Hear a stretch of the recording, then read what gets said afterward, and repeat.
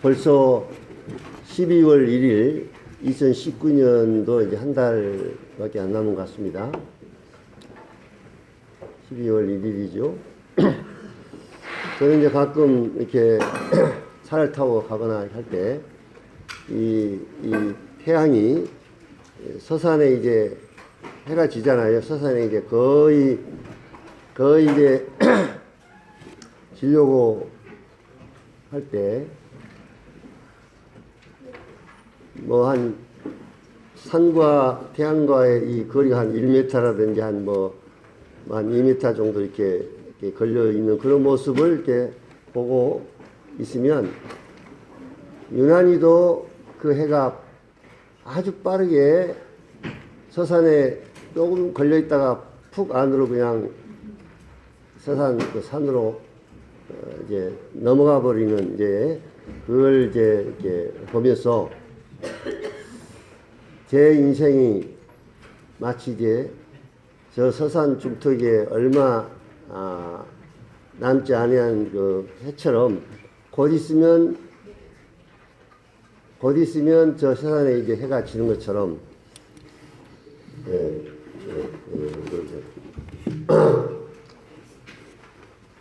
내 인생도 이제 끝날 날이 아주 얼마 남지 않았구나 하는 생각을 합니다. 참 세월이 빠르게 지나갑니다.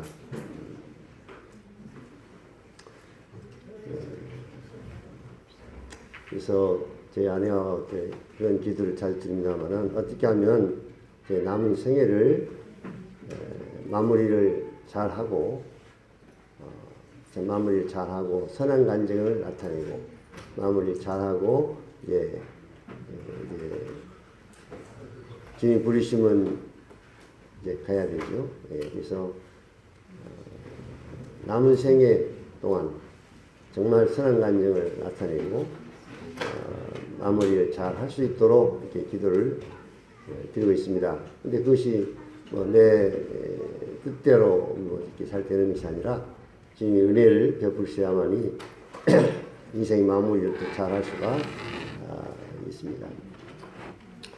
오늘 이 시간에는 그 십자가와 부활에 대해서 우리가 너무나 잘 알고 있는 십자가 부활에 대해서 그 의미에 대해서 한번 다시 상고해 보기로 하겠습니다. 사람은 한 번은 죽습니다. 그렇죠?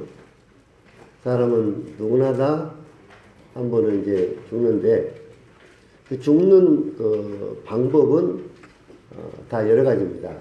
동일하지 않고 어떤 사람은 사고 나서 죽음을 맞이한 사람이 있는가 하면 어떤 사람은 병이 걸려서 암으로 또 때로는 전쟁터에 나가서 국가를 위해서 총에 맞아서 죽는 사람도 있고 또 나이가 들어서 기력이 쇠해서 죽음을 맞이한 사람도 있고 또 어떤 사람은 스스로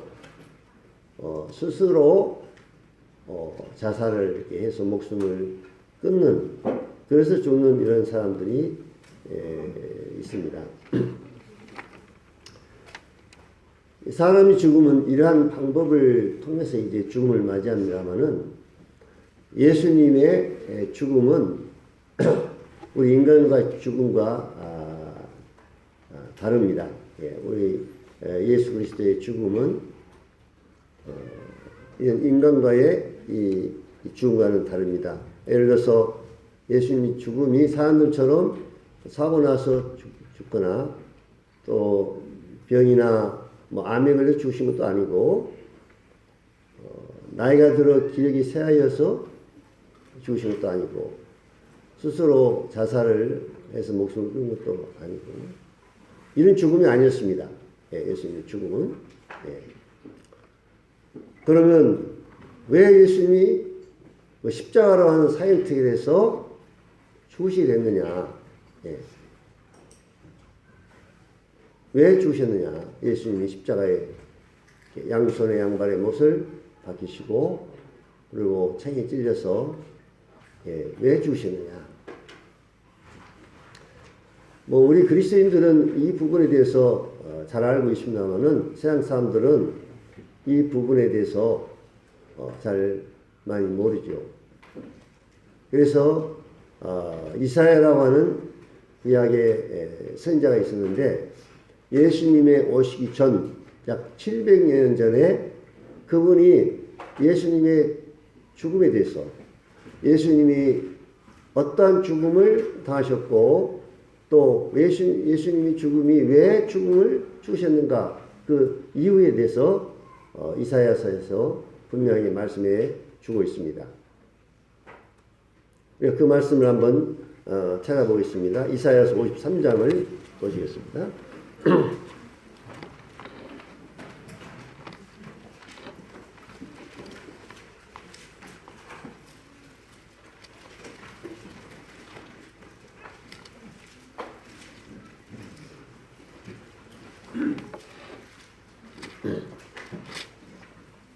이사야 53장 5절 6절 보시겠습니다.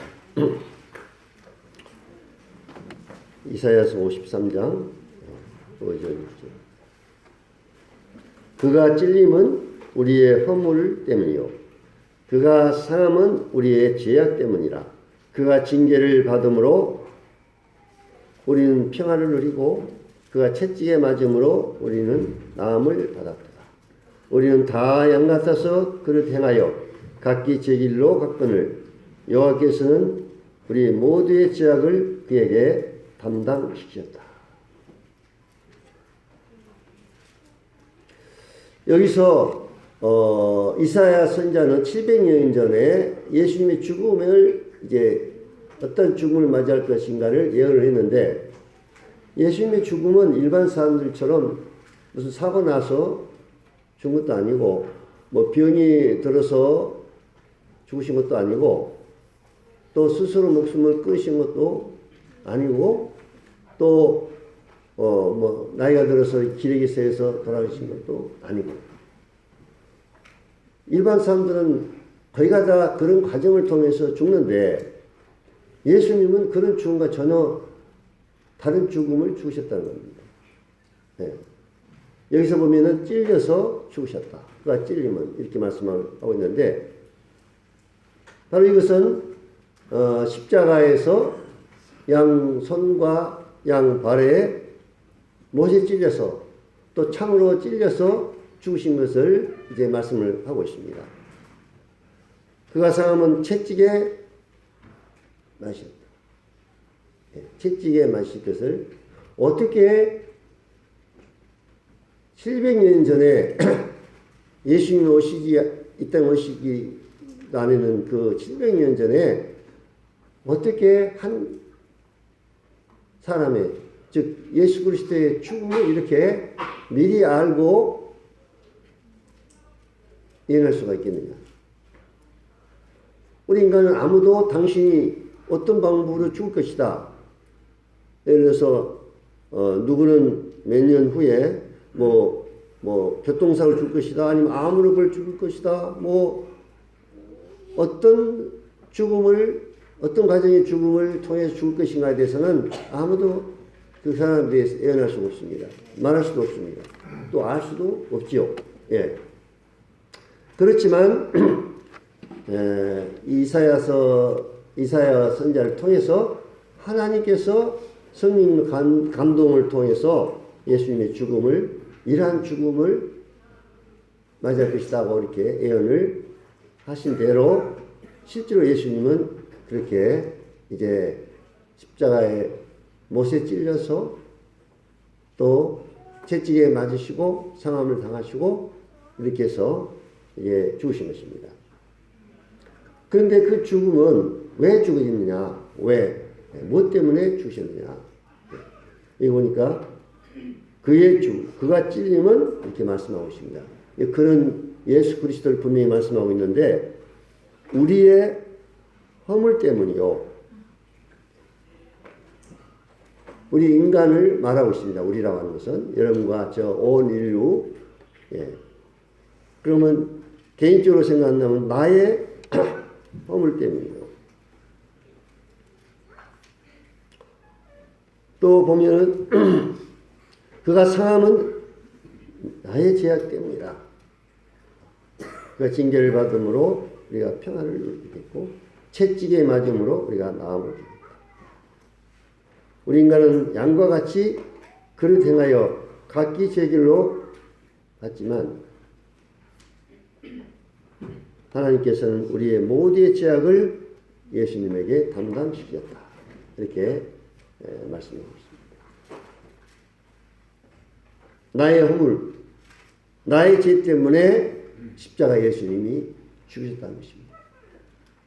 예수님의 죽음은 무슨 그분이 무슨 죄를 지어서 죽은 것도 아니고, 뭐 어쩔 수 없이 그냥 암에 걸려서 병에 걸려서 죽은 것도 아니고, 자동차 뭐 그때는 뭐 없습니다만은 무슨 어디에 뭐 떨어져 죽으신 것도, 뭐 사고 나서 죽은 것도 아니라는 겁니다.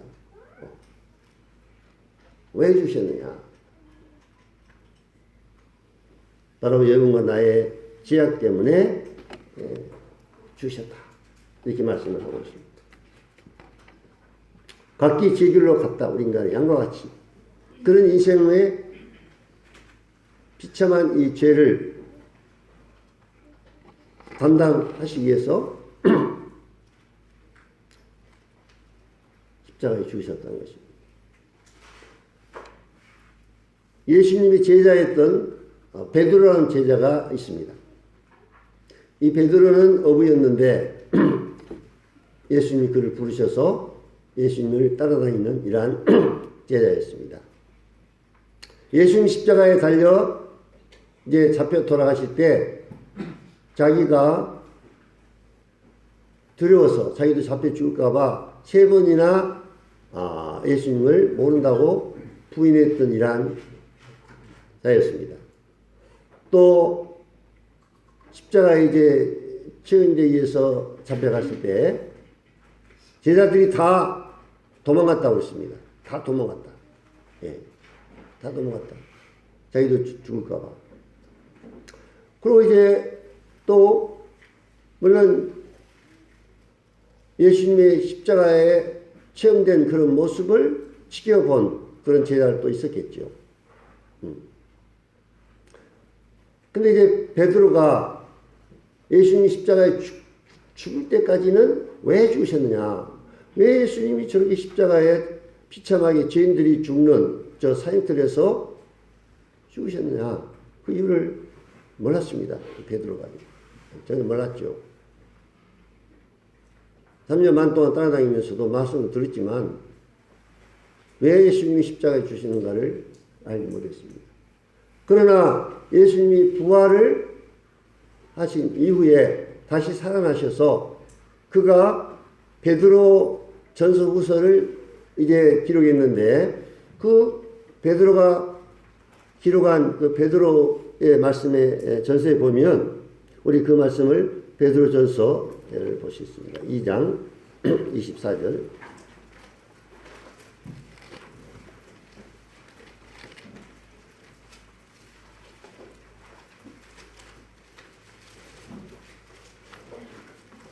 베드로전서 2장 24절 말씀입니다.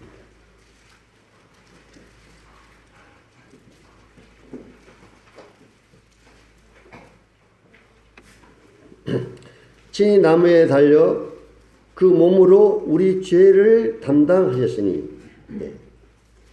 이는 우리로 죄에 대하여 죽고 의에 대하여 살게 하려 하십니다. 그가 채찍에 맞음으로 너희는 나음을 얻었다. 너희가 전에는 양같이 길을 열었더니 이제는 너 영혼의 목자와 감독 되신 이에게 돌아왔느니라. 베드로가 예수님 부활하신 이후에 예수님 죽음에 대해서 깨달았습니다. 예수님의 죽음은 로마 군인들에게 힘이 없어서 끌려가서 그냥 어쩔 수 없이 죽은 죽음이 아니라 예수 그리스도의 죽음은 그분이 무슨 죄가 있어서 저 십자가의 죄인들이 극악무도한 죄인들이 달려서 처형을 당하는 그러한 그 십자가에서 예수님이 무슨 십자가에 달려 죽을 만한 죄를 지어서 죽으신 것도 아니라 예. 한 말씀만 하면 로마 군인들을 죽일 수도 있었고, 바다 위를 걸어가시고 죽은 사람을 말씀으로 살리신 이분이 로마 군인들한테 힘이 없어서 어쩔 수 없이 끌려가서 죽으셨겠느냐. 예수님이 그런 건 아니다. 예.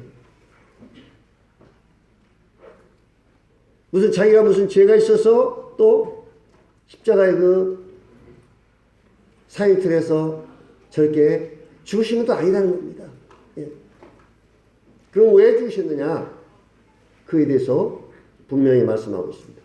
그 몸으로 우리 죄를 담당하시기 위해서.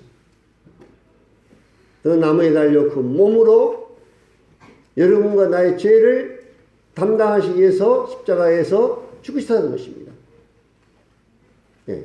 여기서 예수 그리스도의 죽음의 이 의미가 무엇인가, 죽음의 그 목적과 이유가 무엇인가에 대해서 아주 분명하게 말씀해 주고 있습니다.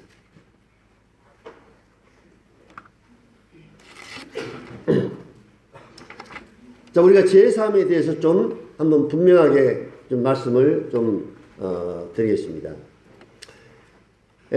가끔 우리가 복음을 전할 때 좀 이 부분을 명확하게 살펴야 될 그런 부분이 있습니다. 저희들이 고려인들에게 지금 복음을 전하고 있는데요. 여러 형님들이 와서 이제 복음을 전하는데 어떤 문제가 좀 있냐면, 어떤 분은 와서 예수님이 십자가에서 죄를 다 가져갔으니까 이제 죄가 있냐 없냐, 이제 죄가 없다. 예수님이 십자가에서 죄를 다 가져갔으니까 이제 죄가 없다. 자, 죄가 있으면 지옥, 죄가 없으면 천국 가는데 예수님 십자가에서 죄를 다 가져갔으니까 이제 죄가 없다. 그렇게 이제 말씀을 전합니다.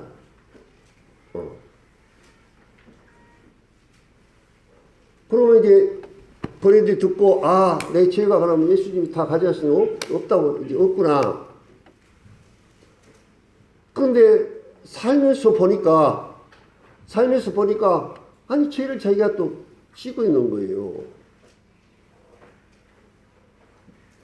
그래서 이제 또 다음 복음 집회 때나 다음에 또 다른 분이 와서 죄를 지은 사람은 심판을 받고, 죄를 지은 사람은 지옥에 가고, 죄가 있는 사람은 심판을 받고, 이제 죄에 대해서 막 지적을 하면, 아니, 예수님이 십자가에 내 죄를 다 가져가서 나는 이제 죄가 없다고 했는데, 나는 죄를 짓고 그럼 죄가 있네? 그러면 또 나는 그러면 이 죄 때문에 심판받고 지옥에 가는가? 이 혼란이 오는 겁니다. 혼란이 가요. 죄는 다 가져갔다고 하지? 또 자기는 이제 살고 보니까 자기 안에 또 죄가 있죠? 죄를 범하죠? 또 와서 죄인들은 막 심판한다고 막 지적하면, 아이고, 나는 영락없이 나는 죄가 있으니 이게 지옥이구나. 심판받는 거예요. 자, 그래서 이 부분을 우리가 복음을 전할 때 분명하고 확실하게 우리가 알고 전해야 될 점 필요가 있어요. 예.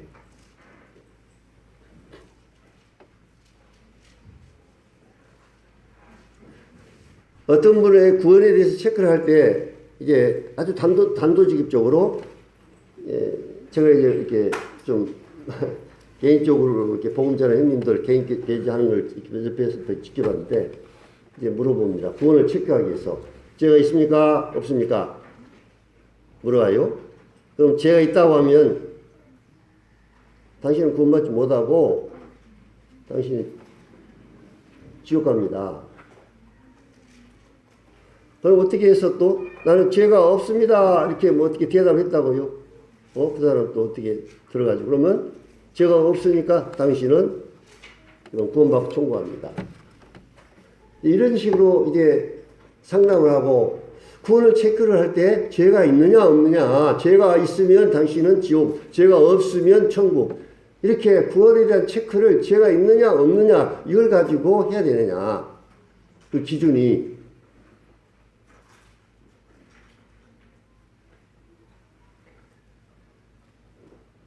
자, 우리가 성경에서 어디에 따져보면 예수 그리스도를 믿음으로 그분이 우리 죄를 다 담당해 주셨기 때문에 십자가에서 내 죄를 다 사해 주신 그 사실을 믿으면 구원이냐, 아니면 예수 그리스도를 믿음으로 말미암아 그 결과로 죄 사함을 받는 것이냐, 예수 그리스도를 믿음으로 그 결과로 구원을 받는 것이냐, 예수 그리스도를 믿음으로 말미암아 영생을 얻는 것이냐. 이 성경에서 살펴보면요, 죄 사함을 믿으면 구원받았다, 그런 의미가 아닙니다. 예수 그리스도를 믿음으로 우리가 죄 사함 받게 되고, 결과로 예수 그리스도를 믿음으로 영생을 얻게 되고, 예수 그리스도를 믿음으로 우리가 거듭나게 되는 겁니다. 네. 십자가의 죄 사함을 믿으면 구원받고, 십자가의 죄 사함을 믿으면 영생을 얻고, 죄 사함을 믿으면 구원받느냐. 물론 십자가의 죄 사함이 복음의 중요한 내용이지만, 십자가의 내용이 중요한 내용이지만, 그러나 중요한 것은 왜 예수님이 십자가에 죽으신, 십자가에 죽으신 분이 누구냐. 그 대상은, 우리 믿음의 대상은 예수 그리스도지 어떤 십자가의 어떤 사건이나 부활의 어떤 사건이 아니고, 인격적인 그 예수 그리스도 그분을 이제 우리가 나의 누구로 믿느냐 안 믿느냐. 그러니까 구원의 체크를 할 때는요, 죄가 있느냐 없느냐 이렇게 우리가 체크할 것이 아니라 예수 그리스도를 당신은 누구로 믿습니까?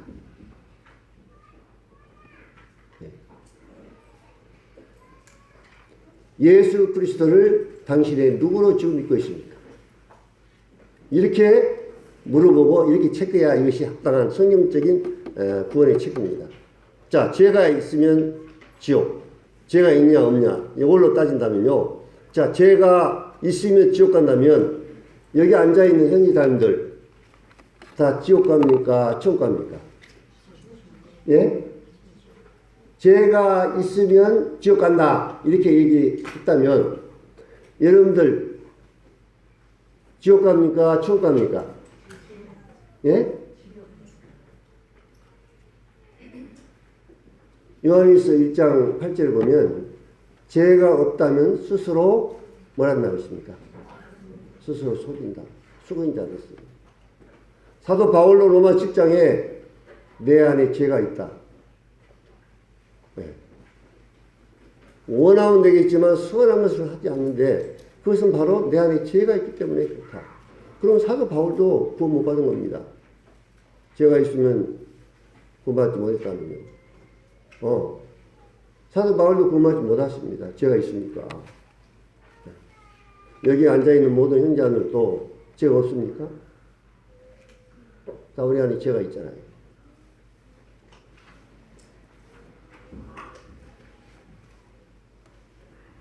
그래서 죄의 사함을 받는 거하고 죄가 있느냐 없느냐, 십자가의 우리 주님의 이 십자가의 의미는 우리의 죄를 완전히 다, 내 안에 있는 죄를 다 하나도 없이 해준 이런 의미가 아니고, 죄로 말미암아 당하게 되는 죄의 형벌, 심판, 영원한 멸망에서 우리를, 죄로 말미암아 오는 심판과 영원한 멸망에서 우리를 구원을 받게 해 주신 것입니다.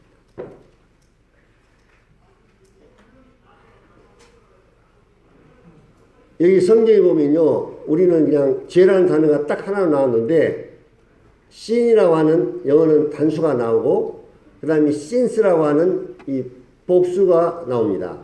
네. 이 sin이라고 하는 죄는 근원적인 죄를 말합니다. 우리 안에 있는 근원적인 죄. 예.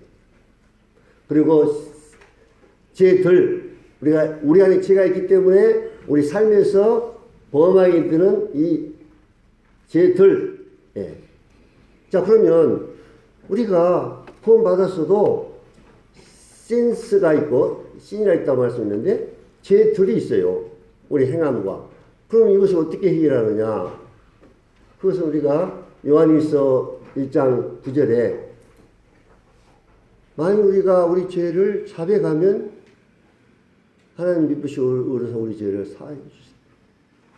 구원받고 난 후에 성도들, 하나님 자녀들이 지은 죄 문제는 그 죄 때문에 심판받는 것이 아니라 하나님과의 관계를 다시 회복받기 위해서 자백하라 이렇게 말씀하고 있습니다. 이 자백이라는 의미는 스스로 동의하다, 인정하다는 뜻이지. 내가 하나님 앞에 죄를 지었습니다. 죄를 지어놓고 솔직하게 죄를 지은 것을 인정해야 되죠. 하나님 앞에. 그래야 되죠. 하나님, 내가 이건 죄를 지었습니다. 하나님 잘못했습니다. 하고 자백하면 다시 그 죄가 사해지고 용서되고 하나님 관계가 회복이 된다는 겁니다. 예. 이미 지은 이제 죄들을 말하는 거죠. 그 다음 내 안에 있는 이 신, 이 죄, 이 부분을 어떻게 우리가 처리하느냐, 해결하느냐. 난 죄에 대해서 로마서 우리가 6장을 보시겠습니다. 로마서 6장.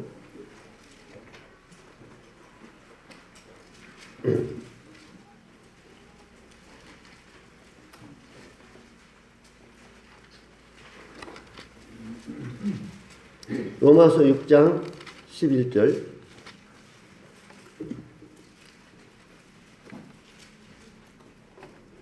어떤 형님이 한번 좀 읽어주시면 감사하겠습니다. 이와 같이 너희도 너희 자신을 죄에 대하여는 죽은 자요 그리스도 예수 안에서 하나님께 대하여는 살아있는 자로 여길지어다. 네, 로마서의 이제 6장에 이 우리 안에 있는 죄에 대해서 처리하는 이 방법에 대해서 말씀하고 있습니다. 우리가 왜 죄를 범하냐? 내 안에 죄가 있기 때문에 죄를 범한다는 것입니다. 내 안에 죄가 있기 때문에. 예. 자, 그러면 죄가 나를 유혹하고 어떤 걸 봤어요? 어떤 음란물을 봤어요? 또 어떤 죄 유혹 어떤 것들을 이제 봤어요? 그러면 그 본 것이 이제 행동으로 이제 나타나야 되는데 왜 그런 것을 보면 저것을 하고 싶은 마음, 욕구가 일어나느냐? 예.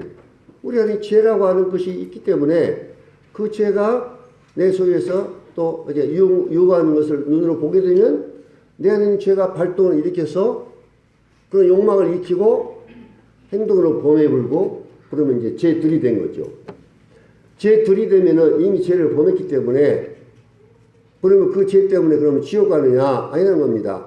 이미 범한 죄들은 이제 어쩔 수 없이 죄를 범해 버렸기 때문에 하나님과의 관계가 이제 어렵게 되죠. 그 부분의 해결은 요한일서 1장 9절에 자백하라. 하나님 내가 잘못했습니다 하고 죄를 자백하라. 그러면 하나님과 관계가 이제 회복이 된다. 이미 범해버린 죄는 그렇게 말씀하셨고 자백하라. 그 다음에 내 안에 있는 죄의 욕구를 어떻게 해서 내가 막 절제하려고 해도 안 되고 내 힘은 안 되는데 이것은 예수님 십자가에 내가 죽을 때 함께 죽었다. 예수님 십자가에 죽을 때는 이 십자가의 죽음은 예수님만 죽은 것이 아니라는 겁니다. 예, 이걸 이제 우리가 알아야 되는데 일반적으로 예수님 십자가에 왜 죽으셨냐? 나 죄 때문이에요. 내 죄 때문이에요. 뭐 맞는 말이죠. 내 죄 때문에 예수님이 죽으셨다고. 방금 전에 제가 말씀을 펴서 드렸습니다. 그러나 한 가지 우리가 더 알아야 할 것은 뭐냐면 그 십자가에서 예수님 죽으실 때 나도 예수님과 함께 죽었다는 겁니다. 예. 근데 많은 성도님들은 이거에 대해서는 별로 자기 삶에서 관계없는 것으로 생각하고 사는 경우가 많이 있습니다. 예수님과 함께 내가 죽었다. 또 예수님과 함께 내가 부활했다. 예수님과 함께 하늘에 앉힌 바가 됐다는 겁니다. 우리는 예수님과 하나입니다. 연합된 자입니다. 예수님과 연합됐다. 예. 그 우리 예수님이 우리의 대표자예요. 그분의 죽음이 나의 죽음이고, 그분의 부활이 나의 부활이고, 그분의 영광이 나의 영광이 된 겁니다. 그분이 하나님 보좌 우편에 앉아있기 때문에 나도 그분과 함께 이미 하늘에 앉힌 바가 된 자다. 우리가 이 땅에서 살고 있지만 그렇게 말씀하고 있어요. 미래의 사건이지만 그래서 현재 우리는 그것을 믿고 어떻게 살면서 이걸 적용하느냐. 죄 유혹에 대해서 올 때 나는 죄에 대해서 죽은 자 이렇게 예수님과 함께 죽었다. 그렇게 믿음으로 여기게 되면 죄에 대해서 승리할 수 있다는 겁니다. 왜냐하면 죄가 죽은 사람 어찌 할 수 없기 때문에. 여러분 보십시오. 여러분이 죽었다고 하면 어떤 사람이 와서 여러분 죽은 여러분에게 뭘 보여주고 뭘 다른 걸로 아무리 유혹해도 반응합니까?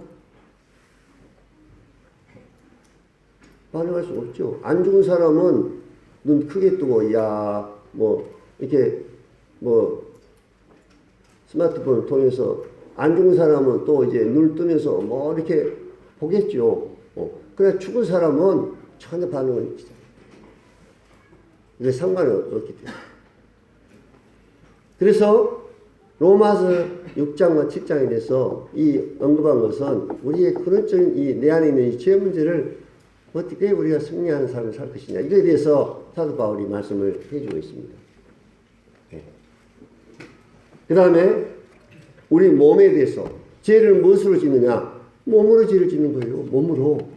몸이 없으면 죄를 지을 수가 없습니다. 여러분이 몸이 있으니까 죄를 지어요. 몸으로 뭐 손으로 뭐 도둑질도 할 수 있고 싸울 수도 있고 눈으로 안 좋은 것을 보기도 하고 입으로 막 함부로 욕하고 또 함부로 말하고 발로 걸어가서 또 어떤 나쁜 행동을 하고 우리 몸으로 죄를 지은 겁니다. 몸으로. 예. 몸으로 이 안에 있는 죄가 내 몸을 사용해서 이런 충동을 일으키고 이런 충동을 일으켜서 이 몸으로 죄를 범하도록 하는데 자 그러면 어떻게 해야 되냐? 이 몸을 어떻게 해야 되냐?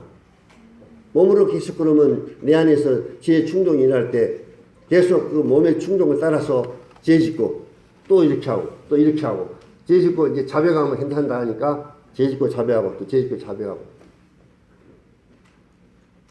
그런 사람은 살아야 되겠습니까? 로마서 6장 13절을 보시겠습니다.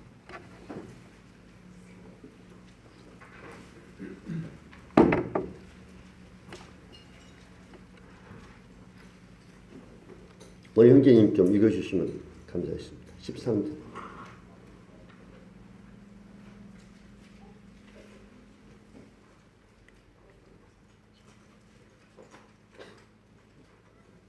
또한 너희 지체를 불의의 병기로 죄에게 드리지 말고 오직 너희 자신을 죽은 자 가운데서 다시 사는 자 같이 하나님께 드리며 너희 지체를 의의 병기로 하나님께 드리라. 예. 여기는 이제 자 우리 몸을 어떻게 이제 드려야 될 것인가에 대해서 말씀하고 있습니다. 내 안에 있는 이 신이라고 하는 이 근원적인 죄가 있는데 이것이 내 안에서 죄의 어떤 충동을 일으킬 때 몸으로 그런 그 반응을 일으켜서 손으로 죄를 범하고 눈으로 죄를 범하고 몸을 사용해서 그러면 죄를 여기 보니까 무슨 변기로 드리지 말아 있습니까? 죄의 변기로. 네. 그런 욕구를 충족시키는 죄의 무기로 내 몸을 드릴 것이냐 아니면 의로운 일을 하는데 이 몸을 드릴 것이냐 이 둘 중에 하나 이제 우리가 선택해야 된다는 것입니다.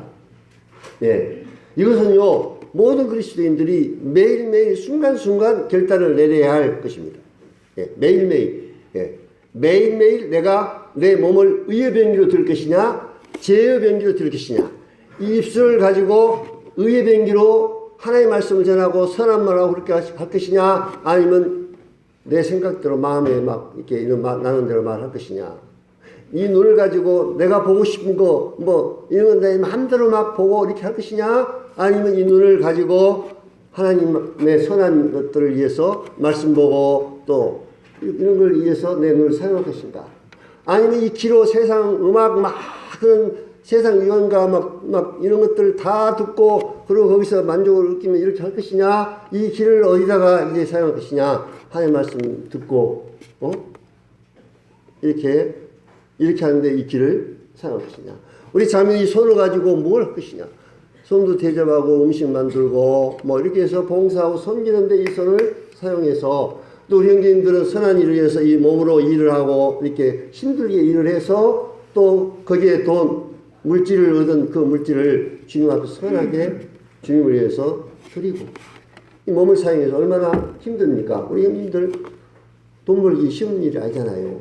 육체적인 노동 힘들고 정말 어려운 삶 가운데서 그렇게 이 몸으로 의의 병기를 들여가지고 거기서 얻은 것을 주님을 위해서 드린 겁니다.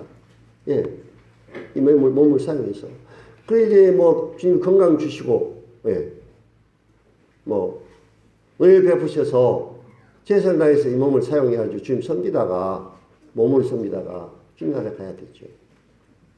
그래서 제가 지난번에 말씀드렸습니다마는 우리가 공중에서 그리스도의 심판대 앞에 서게 되면요, 거기에 제가 모든 그리스도인들은 선악간에 우리가 한 모든 것들이 다 드러나게 돼서 거기서 이제 어떻게 하냐면 하나님 앞에, 우리 주님 앞에서 어떤 삶을 살고 무엇을 위해 살았는가가 이제 드러나게 된다. 그런데 거기 보면요, 분명하게 그 몸으로 행한 것을 따라 받으려 합니다. 이렇게 말씀합니다. 그 몸으로 따라서 행한 것을 받으려 합니다. 공중 재림 때 주님 앞에 나타나면 형제자매들은 몸을 어떻게 사용했느냐? 잠깐 말씀드렸죠. 몸이 없으면 죄도 안 범하고 몸이 없으면 주님을 위해서 섬길 수도 없어요. 맞습니까?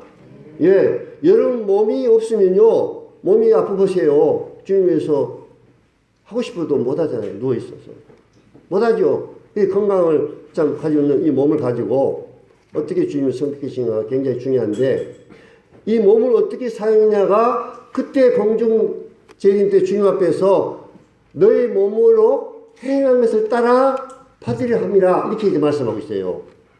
예. 내 몸을 의의 병기로 드렸느냐, 그 결과가 나타나겠죠. 내 몸을 죄의 병기로 드렸느냐, 이 나타납니다. 이게 이런 삶의 결과가. 그래서 이 몸을 어떻게 사용하느냐 굉장히 중요합니다. 아침 열어나잖아요. 저는 이제 5시에 이제 딱 시간을 맞춰놓고 이렇게 이제 맞춰놓습니다. 그러면요, 어쩔 때는 피곤하고 한데 벨이 울려요.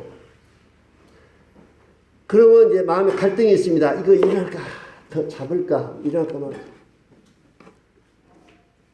이제 몸과 싸움이 이제 벌어진 겁니다. 몸과 싸움. 예. 그런데 이 몸을 그래서 몸을 이기고 무릎을 꿇고 하나님 앞 기도하고 말씀 보고, 제가 뭐 자랑이 아니라면 아침에 또 우리 한지 형제하고 여기 나와서 이제 기도를 합니다. 자, 그러면 우리 집에 여기까지 올라면 일어나야 되잖아요. 한지 형제님, 집에서 기도하십시오. 나는 우리 집에서 기도하겠습니다. 그렇게 할 수도 있죠. 그러나 주님께서 합심하여 기도하면 하늘에서 우리를 위해서 들어주겠다. 합심해서 기도하면 이렇게 말씀하셨는데, 합심하려면 둘이 만나야 되죠. 자, 그러면 제가 피곤한 몸을 어떻게 해야 됩니까? 일어나야죠. 일어나서 또 운전해서 차를 끌고 와야 됩니다. 여기까지 와야 됩니다. 몸을 사용해서. 그리고 형제님과 나 둘 무릎 꿇고 같이 기도하는 겁니다. 예. 이 새벽 기도, 이 쉬운 일 아닙니다. 형제님들. 예.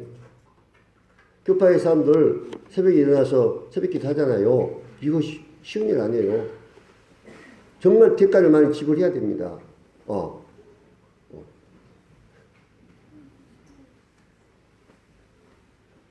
우리 예배당 건축을 바로 할 그 때부터 아침 기도를 시작했습니다. 그때 우리가 6시에 모였던가요? 예. 6시 모여서 꾸준히 기도했습니다.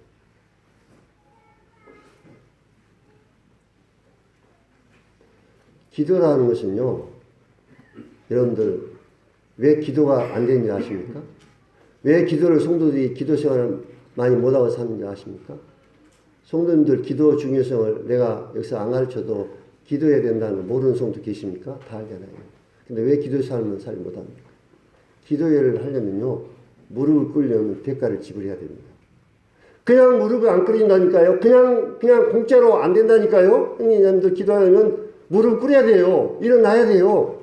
이 몸을 그렇게 희생을 해야 돼요.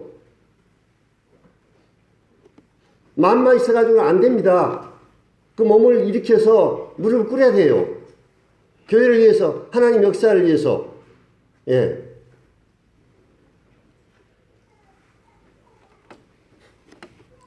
여러분 몸 가지고 어떻게 사용하다가 주님 맞을 것입니까? 한번 생각해 보십시오.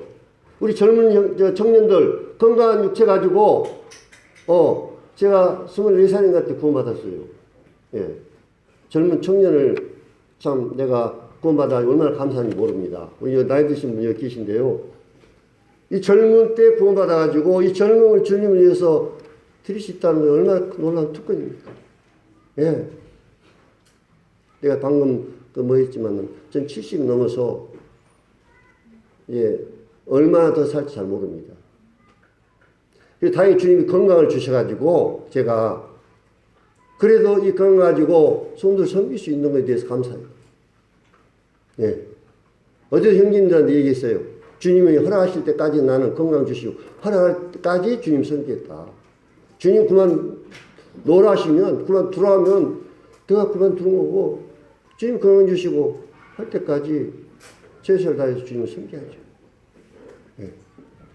누가 나를 하라고 해서 하지 말아 해서 제가 주님의 이 부르심을 받고 이 사역을 시작할 때 분명한 주님의 부르심을 받고 영어교사 생활을 하다가 제가 직장을 내 임원대로 놓은 것이 아닙니다. 이 간증하려면 시간 많이 걸립니다만은 주님이 저를 막았어요. 교사 생활을 막았습니다. 그래가지고 제가 주님 앞에 내 생일을 드리고 지금까지 이 성도를 섬기고 보험대라고 일을 하고 있습니다. 그러면 주님이 나를 시작했으니까 주님이 이제 허락하신 때까지 주님 섬기고 주님 그만 들어가면 그만 두는 거죠. 누가 나를 내로라, 누가 나를 하라 하지 마라. 아무도 그렇게 할 수 있는 권한이 없습니다. 예. 주님 나를 세우셨고 주님 나를 사용하시면 그대로 쓰임받고 주님이 이제 그만 들어가면 건강이나 이런 걸 통해서 나를 이제 주님이 더 이상 못하게 하면 내려놔야죠. 주님이 이제 그만하라고. 그래서 감사하게도 지금 70이 넘었지만 우리 형제님들 제가 70까지 뭔가 보입니까? 안 보입니까? 네?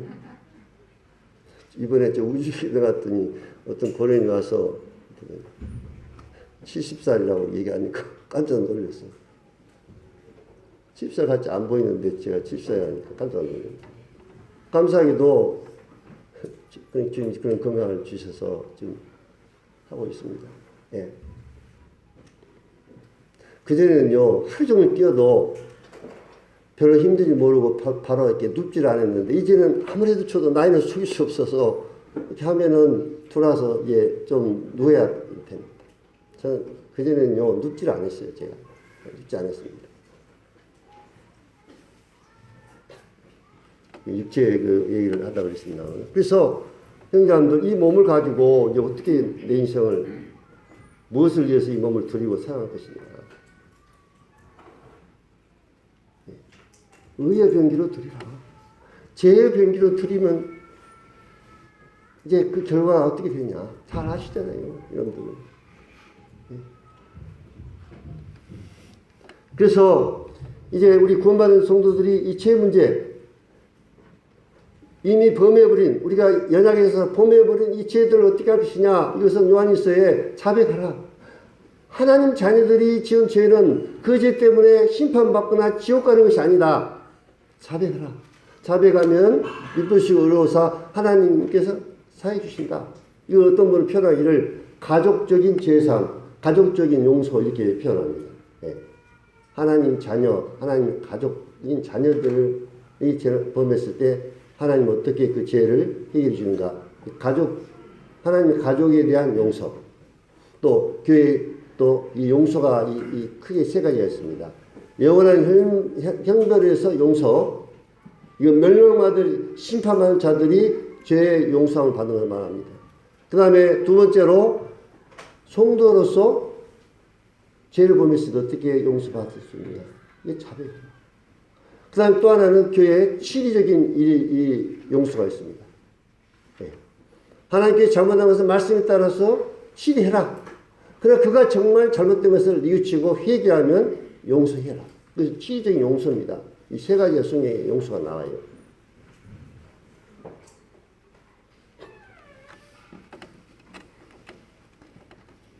그래서 예수님의 십자가의 죄사함의 의미는 우리 죄를 완전히 죄에 있는 이것까지 다 가져버리고 다 이기는 것이 아니라 죄의 사함을 받은 거다. 죄를 지은 그 죄에 대한 형벌을 용서해 주셨고 우리는 그 죄에 대한 결과로 오는 죄의 심판과 멸망에서 우리를 구원해 주셨지 우리가 완전히 죄가 없어져 가지고 완전히 죄가 없는 완전한 사람이 아니다는 겁니다. 예. 성경에 보면 죄 없이 한 그런 단어가 이제 좀 몇 구절 나오는데 그 의미는 앞뒤 구절을 다 살펴보면 우리 안에 죄를 다 하나도 없이 다 가져가봤다 그런 의미가 아닙니다. 그렇다면 우리가 죄를 범할 수 없죠. 우리 안에 죄가 없는데 무슨 죄를 범합니까? 예.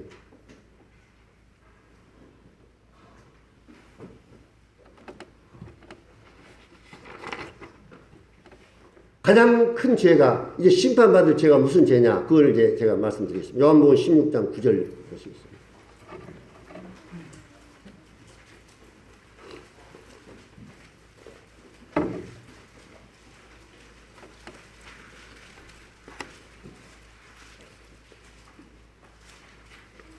요한복음 16장 9절입니다.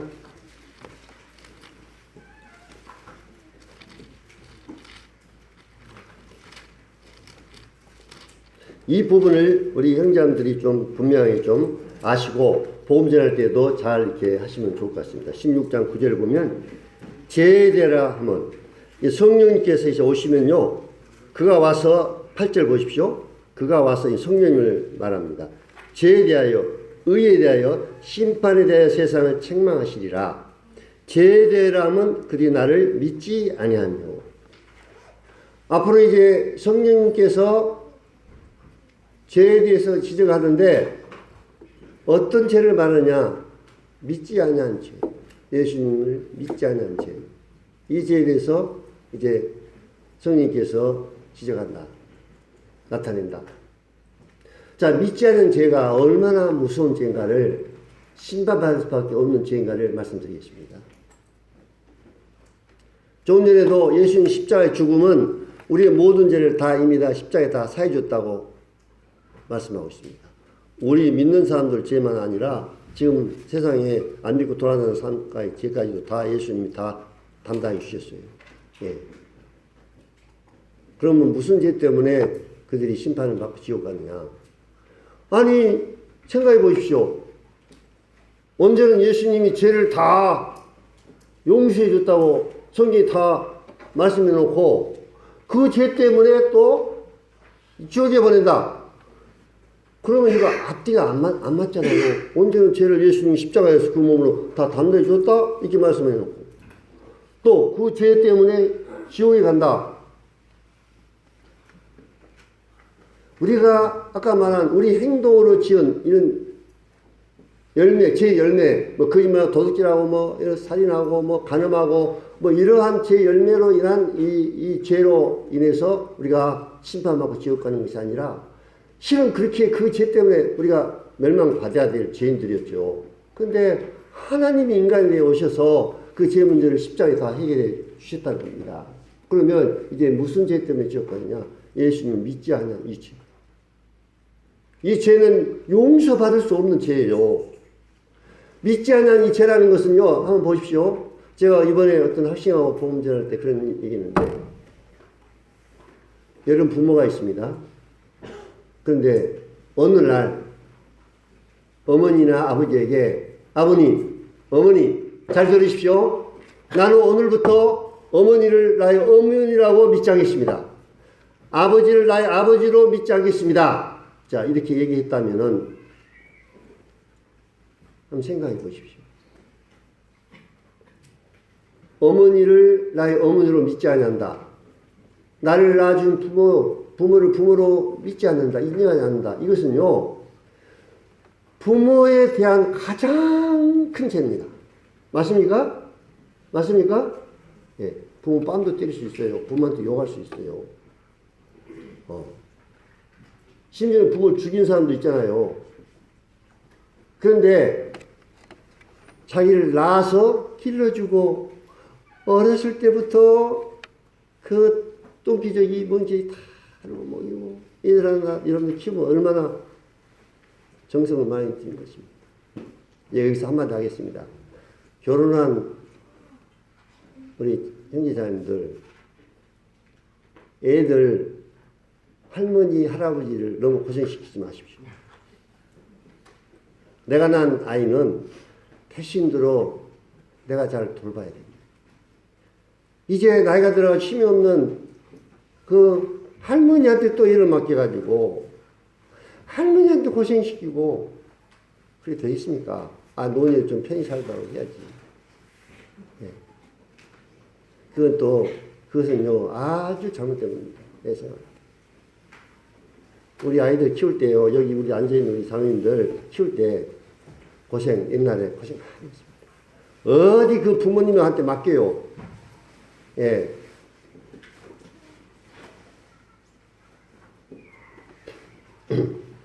자, 그렇다면 부모를 인정하지 않는다면 그 모든 것을 부정하는 것입니다. 부모의 사랑, 헌신, 모든 것을 믿지 아니한 그것 때문에 다 부정한 것입니다. 그 부모의 사랑, 헌신, 희생, 모든 것을 백지화, 모여시키고 그것처럼 부모에 대한 정말 큰 지약이 없는 겁니다. 자기 부모를 부모로 인정하지 않는 거예요. 예수님 믿지 않은 채 하나님이 인간에 대해서 오셨어요. 예. 하나님이 인간에 대해 오셨다니까요. 이 땅에. 하나님이신 예수님이 십자가에서 지기 전에 뺨 맞고 침뱉음을 당하고 채찍질 당하고 제가 오늘 그 말씀을 준비해가지고 감사를 하는데 그냥 못했습니다만은 대제사장들이 신문한 다음에 예수님이 네가 하나님의 아들이라니 하나님의 아들이 하니까 그 얼굴에다가 침을 뱉었어요.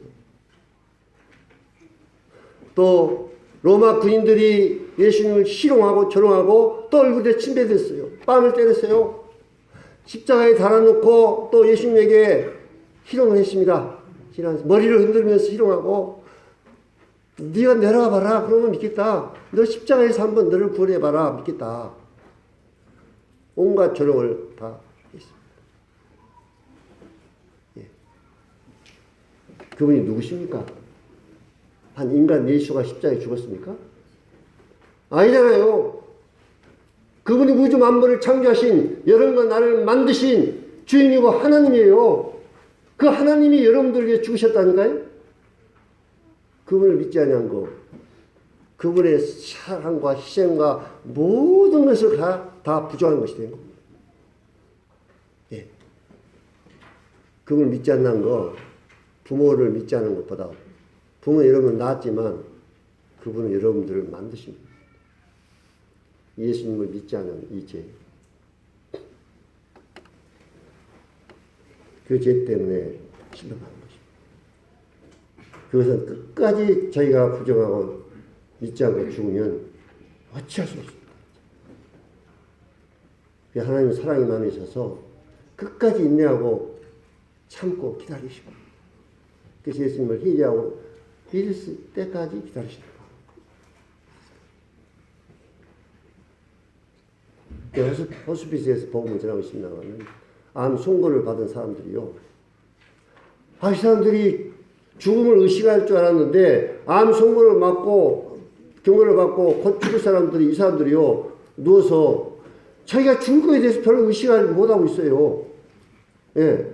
어쨌든 복음을 전하다요. 아, 이분이 상태가 좀 안 좋으니까 다음에 좀 전해야겠다 하고 그 다음 주 가면 죽고 없어요. 제 마음에 큰 어떤 가책을 받습니다. 그때 그냥 어려더라도 복음을 전합시는데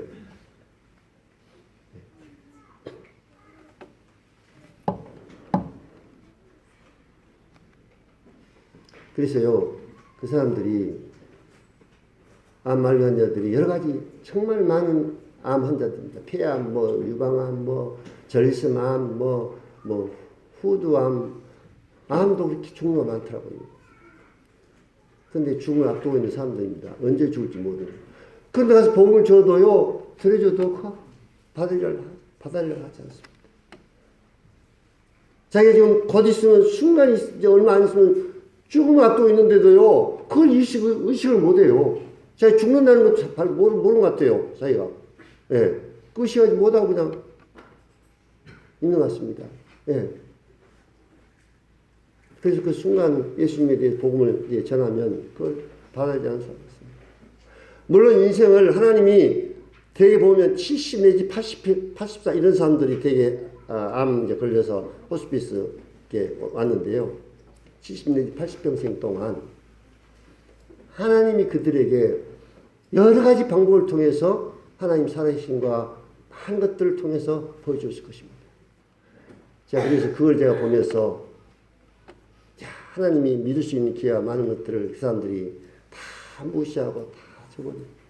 그러다가 이제 80 다 돼가지고 이제 죽기 직전에 이제 있는데도 그래도 회개할 줄 모르고 지금 바로 죽으면 바로 영원한 멸망인데 그 깨닫지 못하고 그래서 우리 젊은이들도 있죠.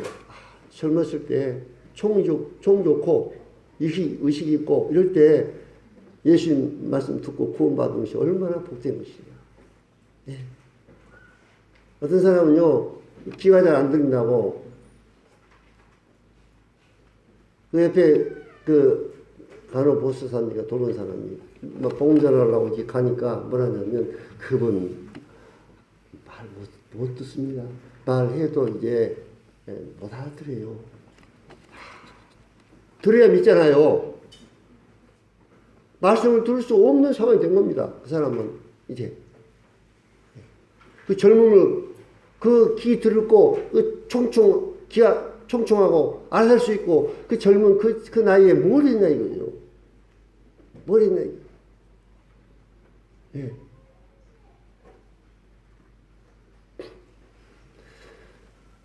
그래서 참 안타깝고 뭐 제가 그들을 구원시킬 수도 없고 가서 복음을 이제 전할 뿐인데요. 그것도 이제 몸이 이제 아파하고 있으니까 아주 짤막하게 지내야지 이 건강한 사람처럼 앉혀놓고 막 계속해서 뭐 한 시간 아니면 30분 이상 이렇게 할 수도 없습니다. 그 사람들은. 우리가 구원을 받았다고 하는 것이 얼마나 놀라운가. 형제님들 아셔야 됩니다. 우리가 구원받았다는 것이 얼마나 놀라운가. 내가 예수 그리스도를 나의 구주와 주님으로 믿을 수 있다는 것이 얼마나 놀라운가. 얼마나 하나님 놀라운 은혜인가. 이번 복음 집회가 이번 금요일 날 붙어 있잖아요. 나만 구원받고 나만 충고하면 됩니까? 여느 직장 동료들, 친척, 가족은 어떻게 하랍니까?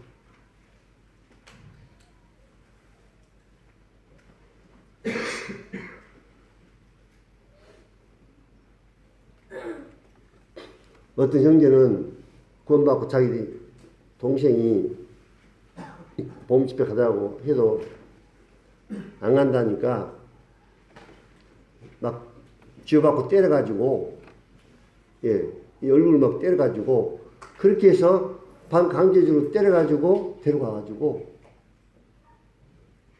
그 동생이 구원받았어요.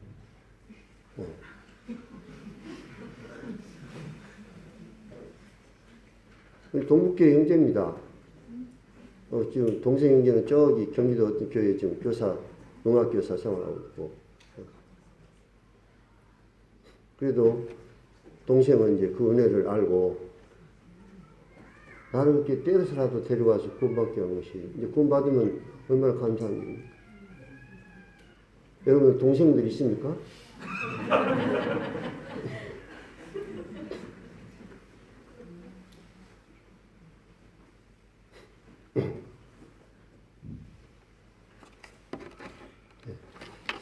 오늘은 부활까지 언급을 하려고 했는데 주님 허락하시면 오늘 십자가의 의미에 대해서 말씀을 드렸고 예수님께서 나를 믿는 자는 제상을 받았고 나를 믿는 자는 의인이라고 이제 칭해주고 나를 믿는 자는 영생을 얻었고 나를 믿는 자가 구원받고 나를 믿는 자가 거듭나고 나를 믿는 자가 하늘나라에 간다. 맞습니까? 예. 예수님입니다. 예수님.